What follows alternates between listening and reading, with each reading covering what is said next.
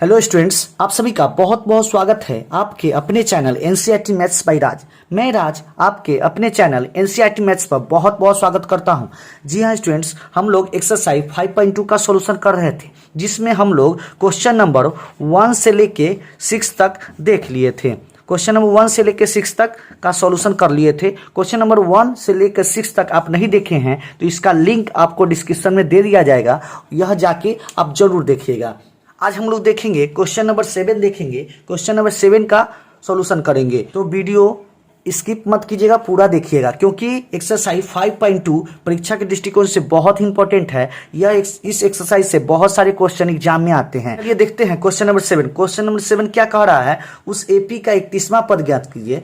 जो एपी दिया हुआ उसका 31वां पद कह रहा है ज्ञात करने के लिए, जिसका 11वां पद 38 और 16वां पद 73 है। 11वां पद 38 दिया हुआ है और 16वां पद 73 है। तो सबसे पहले एपी में आपको मालूम है, यह एपी जो दिया हुआ है उसमें न ए मालूम है ना डी मालूम है। सबसे पहले एपी में ए और डी मालूम रहना चाहिए। लिखेंगे माना कि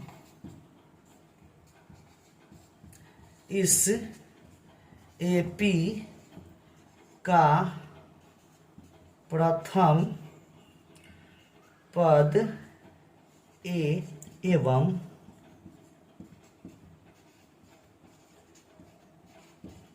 सार्वंतर डी है। इस एपी का प्रथम पद ए एवं सार्वंतर डी है। क्योंकि यह नहीं दिया हुआ था तो हम मान लिए। अब चलते हैं प्रश्न से। प्रश्न से क्या कह रहा है क्वेश्चन में कि 11वां पद 38 है, मतलब A11 इक्वल टू 38।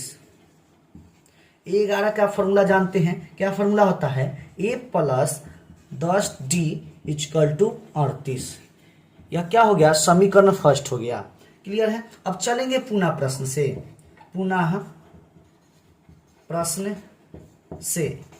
प्रश्न से क्या कह रहा है, 16वां पद 73 दिया हुआ है। 16वां पद 73 मतलब A16 इक्वल टू 73 दिया हुआ है। A16 का फॉर्मूला क्या हो जाएगा, A plus 15D equal to 73। इस समीकरण को सोल्व करने के लिए यहाँ पे एक टर्म बराबर रहना चाहिए था। देख रहे हैं यहाँ पे A और A दोनों बराबर है। यदि बराबर नहीं रहता तो इसको बराबर करते हैं। अब बराबर है तो आगे सोल्व करेंगे। क्या लिखेंगे, समीकरण सेकेंड माइनस समीकरण फर्स्ट। आपको बता चुके हैं कि समीकरण सेकेंड माइनस समीकरण फर्स्ट। यहाँ माइनस क्यों होगा, क्योंकि प्लस ए है, यहाँ भी प्लस ए है, दोनों प्लस में है, इसलिए माइनस। दोनों माइनस में रहता तो यहाँ पे माइनस होता। क्लियर है। यहाँ पे माइनस रहता, यहाँ पे प्लस रहता, तो अब यहाँ पे प्लस होता। सेकेंड माइनस समीकरण फर्स्ट क्यों लिखे हैं, क्योंकि यहाँ पे दोनों प्लस में था, दोनों प्लस में था तो घटाने पर लिखेंगे। क्लियर है। क्या करना है, समीकरण सेकेंड माइनस समीकरण फर्स्ट। समीकरण सेकेंड क्या है, समीकरण सेकेंड है A plus 15D equal to 73। समीकरण फर्स्ट क्या है, A plus 10D equal to 38। Video बताए हुए हैं कि माइनस जब रहता है तो चिन्ह चेंज होता है, वही प्लस में रहेगा तो चिन्ह चेंज नहीं होगा। यहाँ पे क्या है, माइनस है तो चिन्ह चेंज होगा। चिन्ह चेंज होने का मतलब नीचे वाला में चिन्ह चेंज होगा। यह प्लस में है तो माइनस में कर देना है, प्लस में है तो माइनस में कर देना है, प्लस में है तो माइनस में कर देना है। क्लियर है। अब यहाँ ए पूछे क्या है तो माइनस में है, 10D पूछे तो माइनस में है, 38 भी माइनस में है। क्लियर है। अब देखिए यहाँ पे प्लस माइनस कट जाएगा, दोनों एक कट गया। 15 में से 10 गया, कितना होगा, 5D इक्वल टू 73 में से 38 जाएगा, घटाएंगे क्योंकि प्लस माइनस घटेगा तो 5D यहाँ भी घटेगा। 13 में से कितना हुआ, 13 में से 8 किया 5 और 6 में से 3 गया 35। तो D इक्वल टू क्या हो गया, 35/5। 5 से कटेगा, 5 7 35, इसलिए D इक्वल टू कितना हो गया, 7 हो गया। D का मान कितना हो गया, 7 हो गया। अब क्या करेंगे, का मान समीकरण फर्स्ट में रखेंगे या समीकरण सेकेंड में भी रखेंगे तो मान ए का मान निकल जाएगा। यहाँ पे डी का मान रख देंगे तो ए का मान निकल जाएगा, यहाँ भी डी का मान रख देंगे तो ए का मान निकल जाएगा। तो हम क्या करते हैं, डी का मान समीकरण फर्स्ट में रखने पर क्या लिखेंगे, डी का मान समीकरण फर्स्ट में रखने पर डी का मान समीकरण फर्स्ट में रखने पर डी का मान देखिए, समीकरण फर्स्ट क्या है, ए प्लस 10d इक्वल टू 38, यही ना समीकरण फर्स्ट है, a plus 10d equal to 38, यह समीकरण फर्स्ट है। यहाँ पे d का मान रखना है तो a को छोड़ देना है, प्लस 10 गुना d के मान कितना है 7 है, तो 7 इक्वल टू 38 क्या हो जाएगा, a प्लस 10 सत्ते 70 इक्वल टू 38, यहाँ पे ए इक्वल टू हो जाएगा 38 और प्लस 70 उधर जाएगा तो माइनस 70 हो जाएगा, क्या हो जाएगा, ए इक्वल टू हो जाएगा 2 और 3 माइनस 32 हो जाएगा। ए का मान कितना हो गया, माइनस 32। तो देखिए डी का मान मालूम चल गया, ए का मान मालूम चल गया, तो ए और डी मालूम हो गया, तो अब कोई भी पद पूछेगा हम निकाल लेंगे। क्या पूछ रहा है कि 31वां पद ज्ञात करने के लिए, इसलिए A31 का मान पूछ रहा है, तो A31 का फॉर्मूला क्या हो जाएगा, A प्लस 30D, क्या करेंगे, A का मान रख देंगे माइनस 32 प्लस 30 गुने D का मान कितना हो जाएगा 7 हो जाएगा, माइनस 32 प्लस 210 कितना हो जाएगा 8 7 और 1 कितना हो जाएगा 178, तो A31 का मान कितना हो गया 178, तो यही ना कह रहा था 31वां पद ज्ञात करने के लिए, तो 31वां पद कितना हो जाएगा 178। तो उम्मीद करते हैं यह क्वेश्चन आपको समझ में आ गया होगा। वीडियो अच्छा लग रहा है तो वीडियो को लाइक कर दे। अब देखते हैं इसका अगला क्वेश्चन, देखते हैं क्वेश्चन नंबर 8। क्वेश्चन नंबर 8 क्या कह रहा है, क्वेश्चन आपकी स्क्रीन पर दिख रहा होगा। क्वेश्चन है एक एपी में 50 पद है जिसका तीसरा पद 12 है और अंतिम पद 106 है, इसका 29वां पद ज्ञात कीजिए। कह रहा है एक एपी में 50 पद है, मतलब जो एपी दिया हुआ है, एपी में कुल पद कितना है, पद बराबर 50 दिया हुआ है, यही ना दिया हुआ, कुल पद कितने हैं 50 है। कह रहा है जिसका तीसरा पद 12 है और अंतिम पद 106 है। अब देखिए सबसे पहले हम बताए हुए हैं कि क्वेश्चन में यदि ए नहीं मालूम रहे और डी नहीं मालूम रहे तो दोनों का सबसे पहले मान लेते हैं, तो दोनों को सबसे पहले मान लेते हैं। तो क्या करेंगे, लिखेंगे माना कि इस एपी का प्रथम पद ए एवं सार्वंतर डी है। इस एपी में प्रथम पद एवं सार्वंतर डी है, मान लिए। अब क्या करेंगे, प्रश्न से चलेंगे। प्रश्न से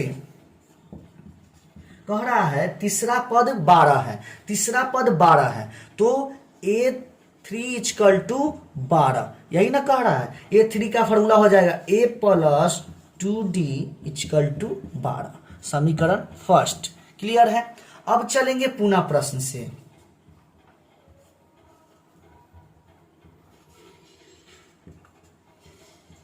प्रश्न से अंतिम पद बराबर 106। अब यहां ध्यान से समझिएगा, कह रहा अंतिम पद 106 है। एपी में कुल 50 पद है, एपी में कुल 50 पद है। अब बताइएगा एपी में कुल 50 पद है तो अंतिमा पद कौन हो जाएगा, मतलब 50वां पद 106 है। कहने का मतलब है 50वां पद 106 है, तो लिख देंगे, क्या लिखेंगे, A50 इक्वल टू 106। कह रहा था अंतिमा पद 106 है और कुल 50 पद है, तो अंतिम पद कौन हो जाएगा, 50वां पद हो जाएगा अंतिम। क्लियर है। तो A50 equal to 106।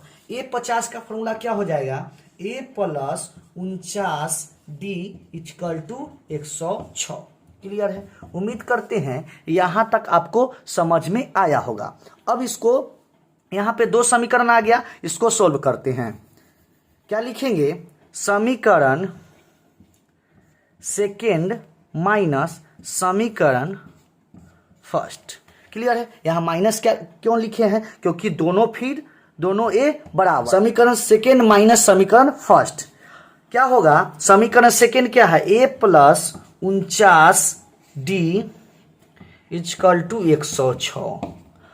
A plus समीकरण first A plus 2d equal to 12। अब क्या करते हैं, आपको मालूम है कि चेंज करेंगे क्योंकि माइनस में है तो चेंज करेंगे। तो यहाँ पे क्या हो जाएगा, प्लस में है तो माइनस में, प्लस में है तो माइनस में, प्लस में है तो माइनस में। क्लियर है। अब क्या करेंगे, यह प्लस में है और माइनस में है, प्लस माइनस कट जाएगा। क्या होगा, यहाँ पे 49 में से 2 घटेगा तो कितना होगा, 47d इक्वल टू 106 में से 12 घटेगा तो कितना हो जाएगा, 4 और 9 94 हो जाएगा। क्लियर है। d इक्वल टू क्या हो जाएगा, 94 बटा 47, 47 दूना 94, इसलिए d इक्वल टू कितना हो गया, 2।